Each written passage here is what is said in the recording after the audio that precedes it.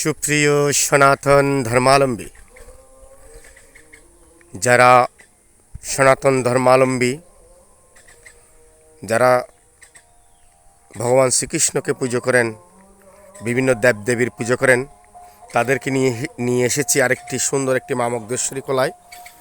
এটা মা মগধেশ্বরী কলাটা পড়েছে আপনার চট্টগ্রাম জেলার পটিয়া থানার অধীনে দক্ষিণ বুশি গ্রামে আপনার ওই যে খানমোহনা দিয়ে যে রোডটা আসছে ভট্টাচার্য হাটে যাওয়ার পথে, ওখানে মাঝপথে এই মগধেশ্বরী কলাটি পড়ে।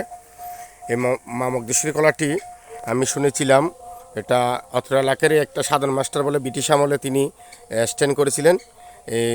তখন মহাভারত ছিল, অখণ্ড মহাভারত ছিল, তৎকালীন সময় তিনি স্ট্যান্ড করেছিলেন। খুব নামকরা একজন ব্যক্তি ছিলেন সাধন মাস্টার।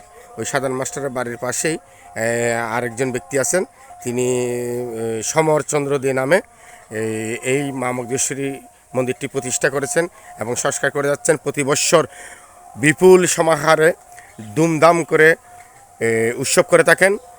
আমি ধন্যবাদ জানাই সমরচন্দ্র দেখে। দেখি একটু ভিতরে গিয়ে দেখি কি আছে। খুব সুন্দর করে রেখেছেন।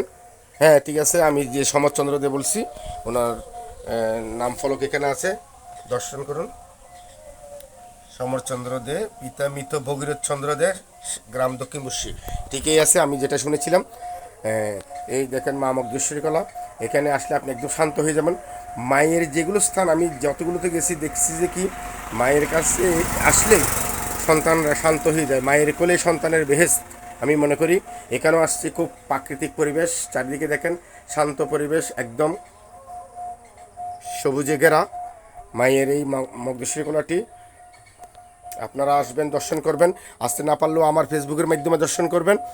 আর আমার ফেসবুক আইডিটি বারবার বলতেছি ওই জন্য, কারণ আমার ফেসবুক আইডিটি যদি বেশি বেশি করে ফলো করে দেন, বেশি বেশি করে শেয়ার করে দেন, তাহলে সকলে জানতে পারবে, সকলে এই ধর্মীয় স্থান উপভোগ করতে পারবে, দর্শন করতে পারবে। এটাই আমার একমাত্র কামনা।